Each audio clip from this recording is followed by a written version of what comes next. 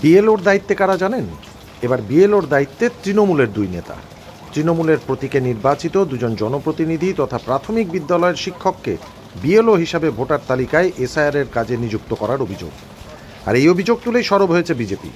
তৃণমূলের যেই দুইজন গ্রাম পঞ্চায়েত সদস্য তথা প্রাথমিক বিদ্যালয়ের শিক্ষককে বিএলও হিসাবে নিযুক্ত করা হয়েছে তাদের মধ্যে একজনের নাম অসীম সরকার।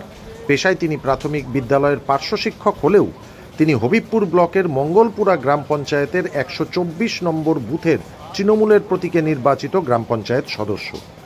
তিনিই আবার ওই বুথের বিএলও।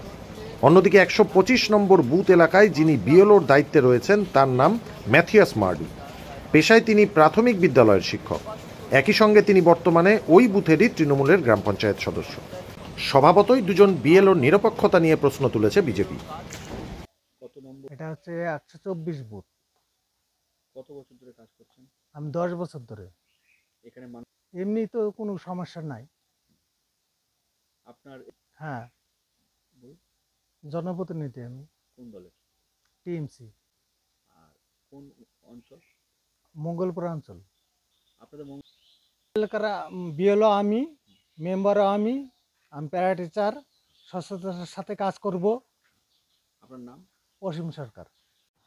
আমাদের মূলত অভিযোগ হচ্ছে নির্বাচনের কাজে নির্বাচন কমিশনের যে গাইডলাইন, সেই গাইডলাইনে আবার একটা এখানে ব্যতি রেখে যারা তৃণমূলের গ্রাম পঞ্চায়েতের নির্বাচিত সদস্য, যারা কন্ট্রাকচুয়াল আর টিচার, প্যারা টিচার, তাদেরকে রেখে দেওয়া হয়েছে হবিবপুর বিধানসভার মঙ্গলপুরা গ্রাম পঞ্চায়েতে।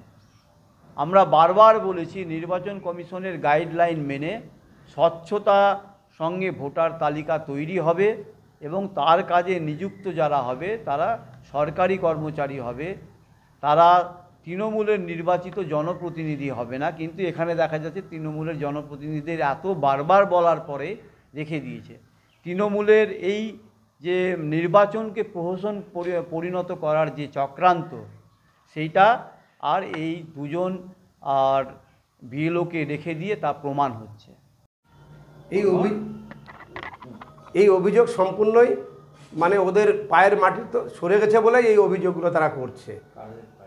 বিজেপির একদম পায়ের তলার মাটি শেষ হয়ে গেছে এখান থেকে, তাই তারা এই অভিযোগ করছে। নির্বাচন কমিশন কাদের দিয়ে কাজ করাবে সেটা আমাদের দেখার নয়, তবে নির্বাচন কমিশনের জন্য যদি তারা কাজ করে আমাদের কোনো দলের তরফ থেকে আপত্তি নেই। তারা মানুষের কাজ করবে, মানুষের যাতে ভোটার সুরক্ষিত থাকে, কোনো ন্যায্য ভোটার যেন বাদ না যায়, এটা আমাদের দলের একটা এজেন্ডা। আর বিজেপি চাইছে সাধারণ মানুষকে, যারা পিছিয়ে পড়া মানুষ তাদেরকে দুশ্চিন্তার মধ্যে রাখতে চাইছে, এসআইআরের মাধ্যমে তারা মানুষকে বিভ্রান্ত করতে চাইছে। অসীম সরকার তিনিও আমাদের গ্রাম পঞ্চায়েত সদস্য এবং ম্যাথিয়াস মার্ডি তিনি বিজেপির প্রতীকে জয়ী হলেও আমাদের ওখানে তৃণমূল কংগ্রেসের সঙ্গে সামিল হয়েছেন এবং বর্তমানে মঙ্গলপুরা জিপি বিরোধী শূন্য জিপি। হ্যাঁ, এখন বর্তমানে আমাদের মেম্বার। পেশায় দুজনই প্রাথমিক বিদ্যালয়ের শিক্ষক। কোনো কাজ হবে না এতে, তারা আর কোনো রকম ফায়দা নিতে পারবে না, কারণ মানুষ তাদেরকে দূরে সরিয়ে দিয়েছে। আমার নাম স্বপন সরকার, আমি হবিবপুর তৃণমূল কংগ্রেসের ব্লক সভাপতি।